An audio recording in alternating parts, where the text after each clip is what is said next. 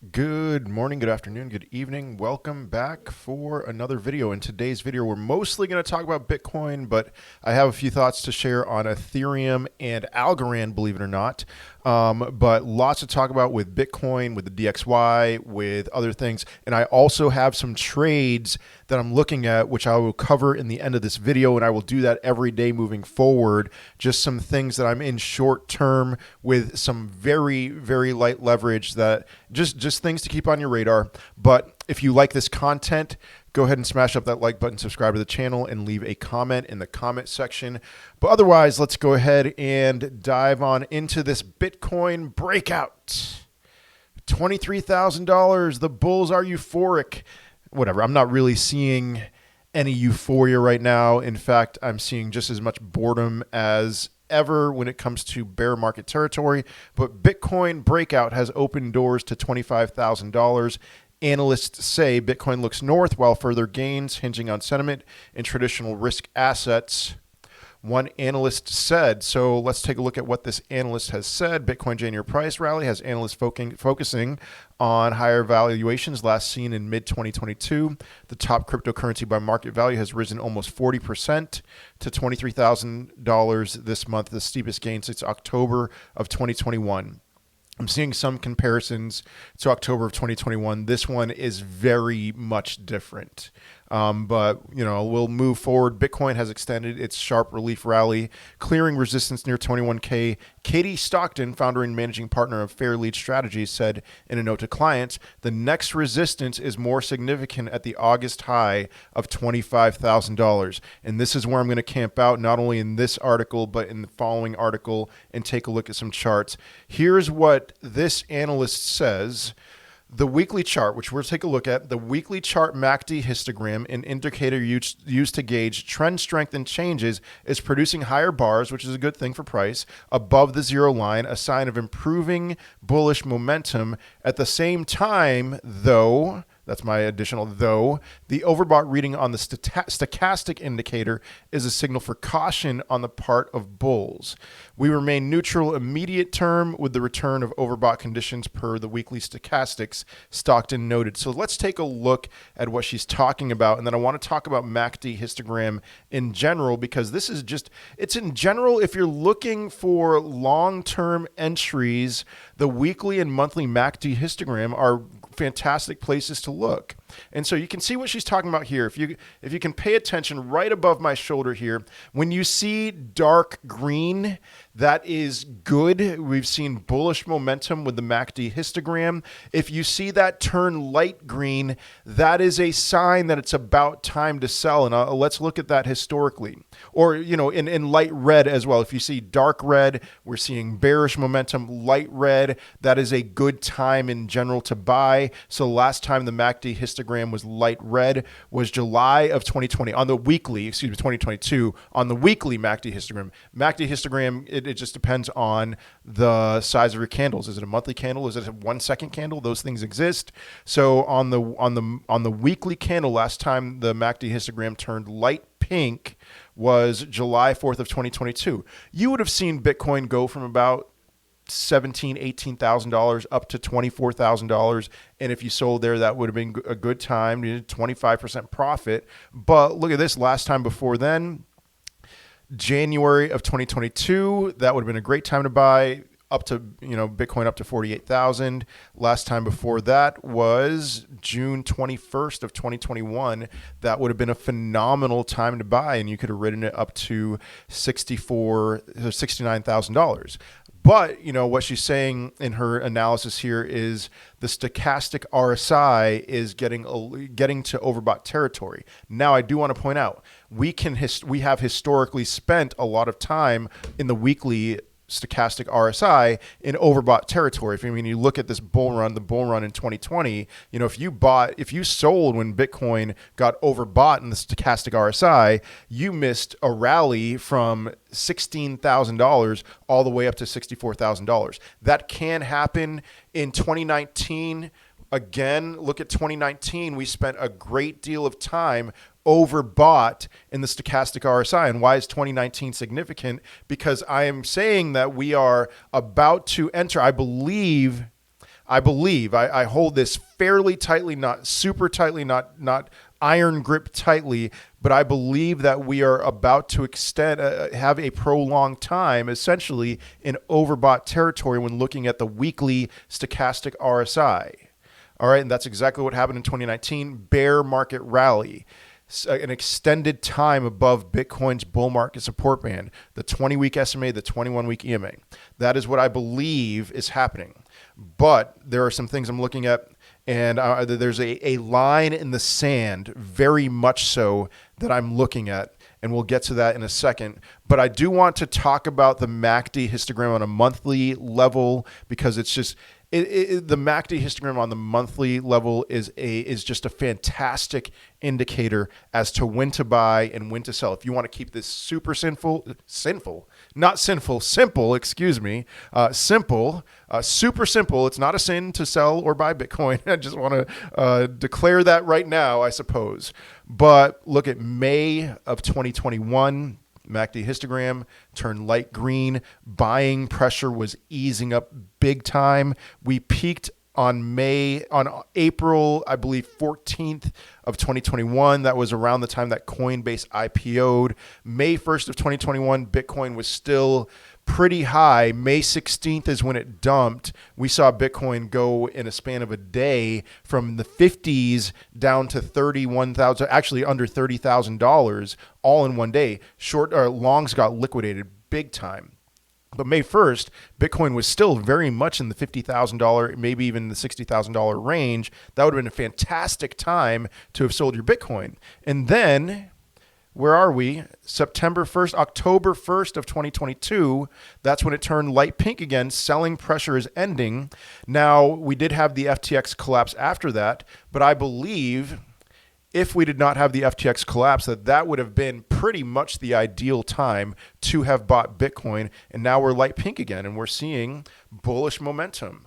Another reason why I believe, and just like, all right, 2019, you're going to compare this to 2019, February 1st of 2019, that would have been a fantastic time to have bought Bitcoin. Now, the MACD histogram is a little bit behind. So February 1st, 2019, we would not have seen light pink. That is the light pink candle forming there. That would have happened at the end of the month, but still, that would have been ideal for buying Bitcoin and for selling Bitcoin. May 1st, October 1st, those were phenomenal times to buy or sell, depending on what the MACD histogram says.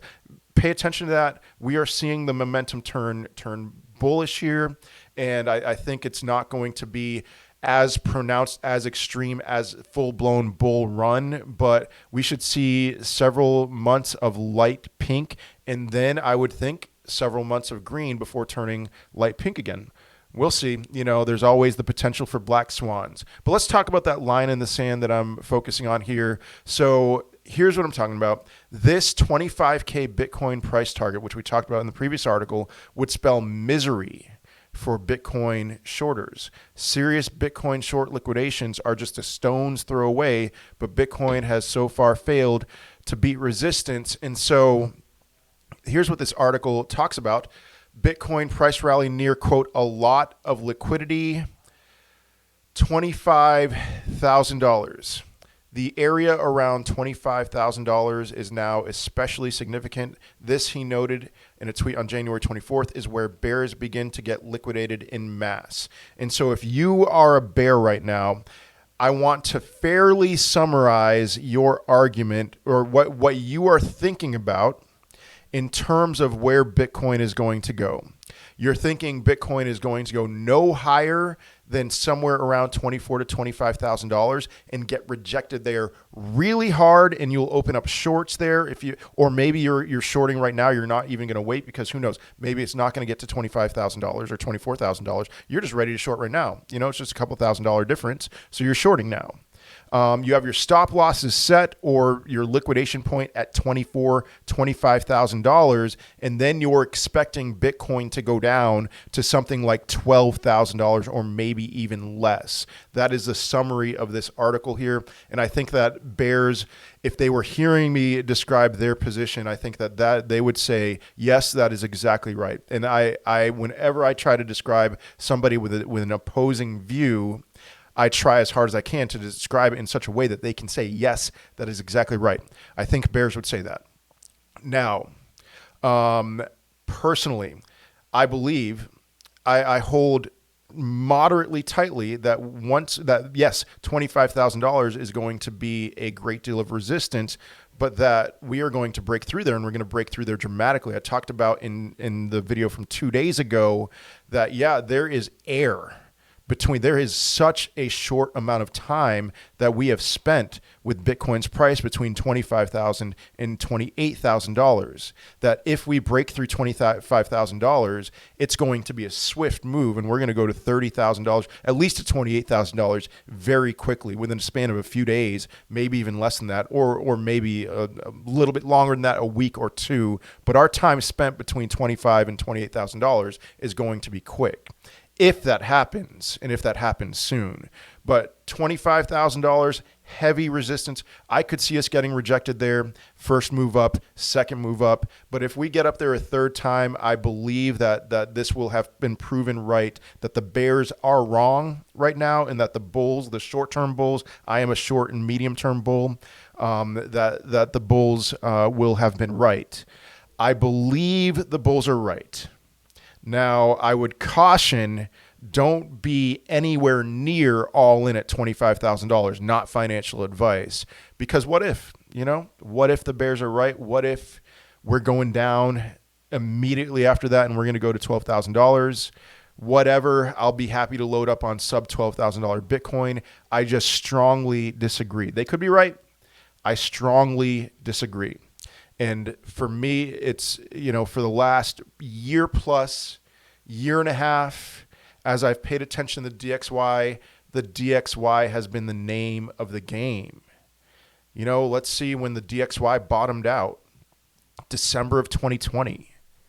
And then another double bottom, May of 2021. May of 2021, that was the peak of the euphoria when it comes to last cycle with crypto. Dogecoin, Elon Musk went on SNL on May 9th. DXY bottomed out, and then it started rallying. Now, in November of 2021, it kept on going higher. It was still relatively low. We were hoping for the DXY to go a little bit lower during that time. If it did go back down, I think we would have seen six-figure Bitcoin, but the DXY continued to rally and it went up. If you look at Bitcoin's rallies historically, it's parabolic runs. It always coincides with a rally to the downside in the DXY. So the DXY peaked in September of 2022, and then it's just been going straight down ever since then. Now, Bitcoin didn't bottom out in September of 2022, but it would have been close, again, if it wasn't for the FTX drama. But I see a declining DXY. I don't see any signs of improvement in this. If I see the DXY start to turn and move its way back up, yes, the bears will have been right, but the momentum, the way we're going, the Fed is easing, inflation is coming down. We are not seeing signs. Something else that would cause the DXY to rally is signs of an improving economy. We are not seeing that. We are not seeing purchases. We're not seeing earnings reported high. The DXY is dropping, which means that the Fed is much more likely to, in the future, pause and pivot. Talked about it yesterday. We're 99.9% likely to see a 0.25% increase in the federal funds rate with the Federal Reserve at their next FOMC meeting. And then I wouldn't be surprised. It would either, the next one I think would be the last one if it were to happen at all. Perhaps this next Fed meeting coming up in 7 days is the last one. If not, the one after that, in my opinion, I strongly believe will be their last interest rate increase. And then they'll flatline for a little bit and then they'll decrease. And when that happens, even more so, the pressure on the DXY to go to the downside will be there and will be strong. And so and then there's so many other bottoming out factors. I talked about that in my video on Monday, which I would strongly recommend. Check it out. I just can't see their case being made. And in people who are calling for $12,000 Bitcoin, they are only looking at the charts. They are saying, this is what the charts are telling us. I would say that's not what the charts are telling us. But who knows? Maybe they're saying that that's what the chart's telling us and that maybe they're right. But when I'm looking at a variety of factors, I am seeing a $15,800 Bitcoin or $600 Bitcoin as being the bottom for this cycle. But you never know what's going to happen. And again, I will say, I do believe that something is going to break in the near future and that the Fed, as a result of that breaking, is going to just bring interest rates back down to zero and turn on the money printers. And if that happens at that point, yeah, sure, we could see Bitcoin in the teens again and perhaps at 15,000 in that range. But short term, it's just not in the cards. JMO, I could be wrong. I don't think a $12,000 Bitcoin in the short terms is in the cards. Anyway, moving on. Here's another thing that we're seeing that I would say supports this idea that we are in a bear market rally kind of phase, a 6-month or so bear market rally, and it has to do with Ethereum and a lot of alts relative to Bitcoin. Ether prices fall relative to Bitcoin. I've been paying attention. I'm in a very small long in Ethereum. I'm never going to share my longs and my shorts when it comes to Bitcoin and Ethereum. I'm in a small long in Bitcoin, a small long in Ethereum, and I'm down on Ethereum and I'm up on Bitcoin. And when I see something like this, yeah, if you look at the Ethereum Bitcoin chart, Ethereum is falling relative to Bitcoin, and a lot of alts look really weak in comparison to Bitcoin. The same thing happened in 2019. So the ETH Bitcoin pair has declined 8% since January 11th as the price increase in Bitcoin has been more pronounced than Ether's. Bitcoin hovers near 23K in Monday trading. And so we can see Bitcoin cracked the lofty height of $23,000 on Monday before retreating just below this threshold in a repeat performance from the weekend that continued to reflect fresh investor optimism. And the largest cryptocurrency by market capitalization was recently trading at 22,968, up almost a percentage point over the past 24 hours. Bitcoin has risen more than 35% since the start of the year amid concrete signs that prices are declining without the economy falling into steep recession. I disagree with that comment. But anyway, in a weekly commentary, Jeff Dorman, Chief Investment Officer of digital asset investment firm Arca, highlighted Bitcoin's rebound and, quote, a sharp renaissance, fancy word there, of tokens from applications and protocols largely left for dead, but also the difficulty in predicting if the current upsurge was just a bear market rally or if price increases will reflexively spark enough economic activity to justify the price moves. One more paragraph. At a micro level, most individual applications or protocols are still near trough levels of users, of users and activity, even if many have risen over 100% in recent weeks. The market is trying to find equilibrium, something between last year's dead zone and 2021's euphoria. I lied. Ether also rose then dipped on money, but continued to trade comfortably over $1,600, about flat from Sunday the same time. Yada, yada, yada, other cryptos, et cetera, et cetera. Genesis is filing for bankruptcy, not having much of an effect on the price of cryptocurrencies. Ethereum is moving more slowly. Alts, except for we're seeing some minor alts breaking out a little bit here and there, perfect for scalps.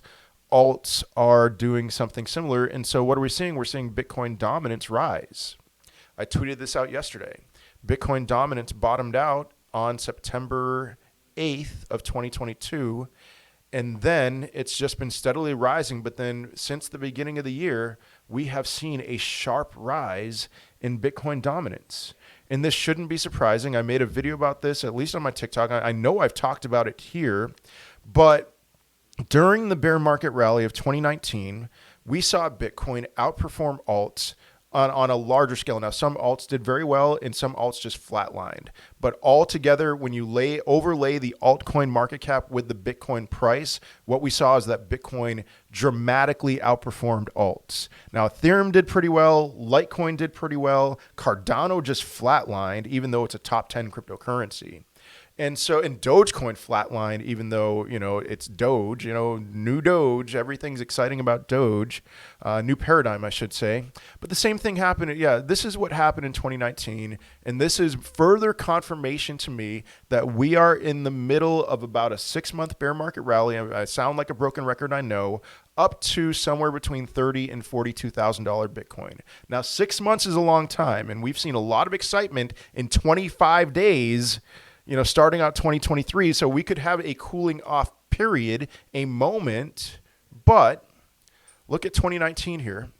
Here is, April 1st of 2019. Here's September of 2018. That's when it bottomed out. Very similar to September of 2022. But then 2019, we saw Bitcoin dominance at 52%, and we saw it rise all the way to 72%. Now, this time around, we are not seeing anything near 72% Bitcoin dominance. I don't think we are ever in our lifetimes, ever in the history of the world, future history of the world, going to see Bitcoin dominance at 72% again. But relatively, we can see something similar, a move up to the 50s perhaps, maybe peaking out at 55%.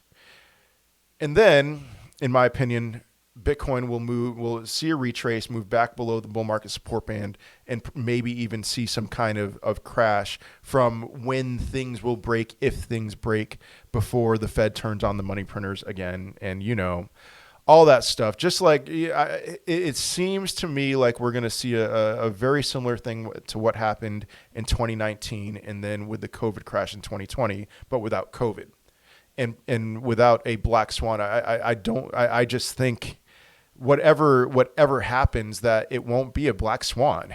It's just like the result of the Fed raising rates as aggressively as they did. Every crash that we have had over the last 30 years has been the result of the Fed raising rates. The COVID crash, that crash was going to happen. COVID just accelerated it. So take it for however you wish. The financial crisis in 2018, yeah, there was a lot of insanity that happened, but the Fed raised rates and then the crash came. .com bubble, Fed raised rates, crash came. Anyway, I'm off that soapbox. One more article, just some thoughts on Algorand here. Some thoughts from this article at least. So Algorand Foundation poaches WhatsApp exec to lead marketing efforts. So I read this article title and I'm excited. But then I read the article and we'll see.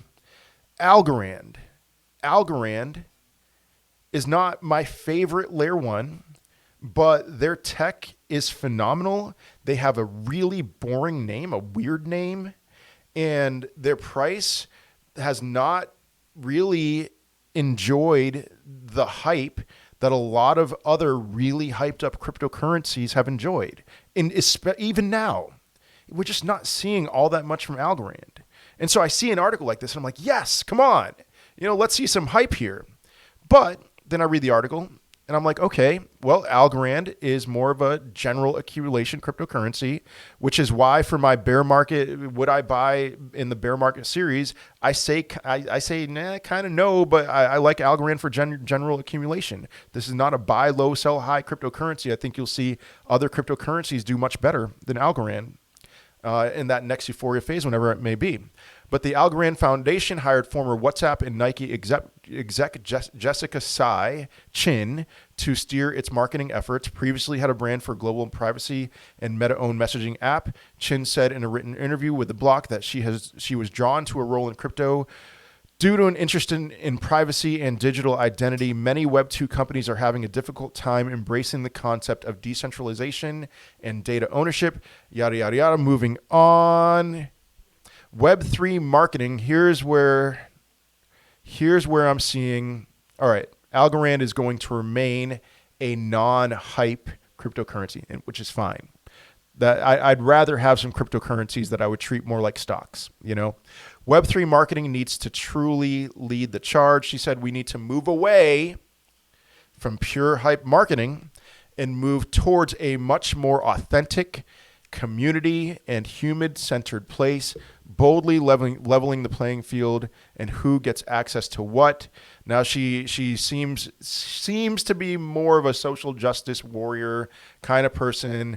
Let me read this next paragraph here. Both Meta and Nike I had both at Meta and Nike, I had the opportunity to feature underrepresented voices and partner with meaningful organizations to drive visibility. Everything we did drove brand and business impact, but also on the ground impact for the communities that we serve. The Web3 space is ripe for this type of conversation and real world application. I don't care.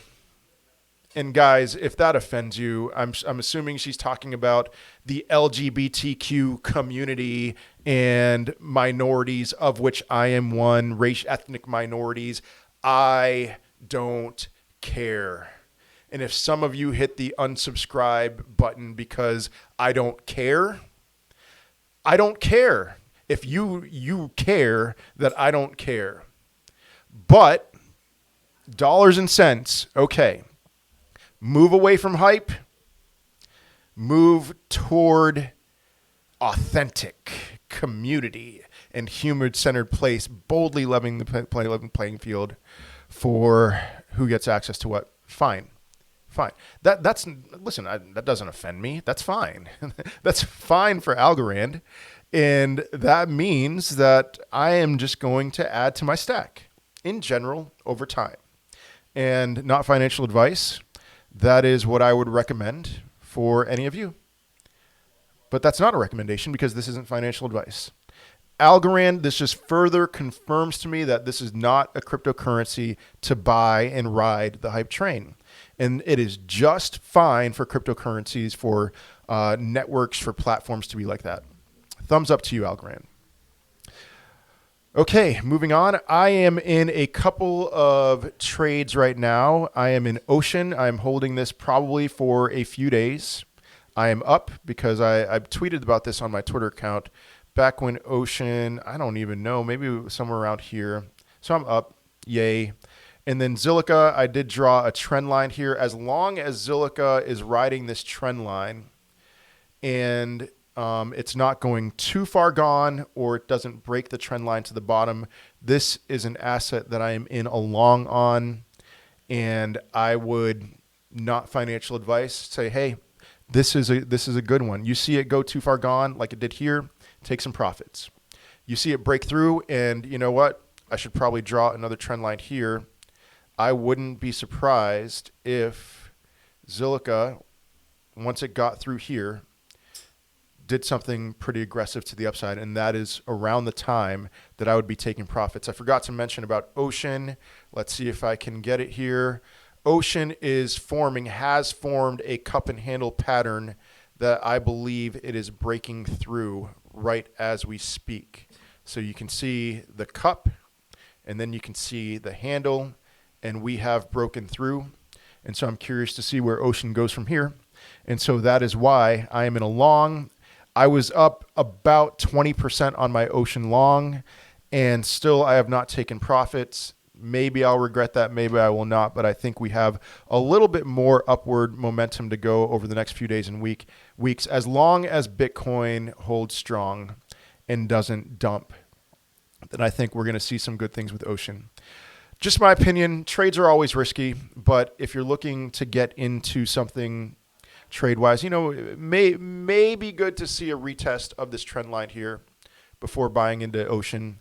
And for sure, I think it would be good to see a retest of this trend line for Zilliqa before getting in there. But otherwise, that is all I have for today. I hope you have a wonderful day, a wonderful rest of your week, and I will most certainly be seeing you in another video. Peace.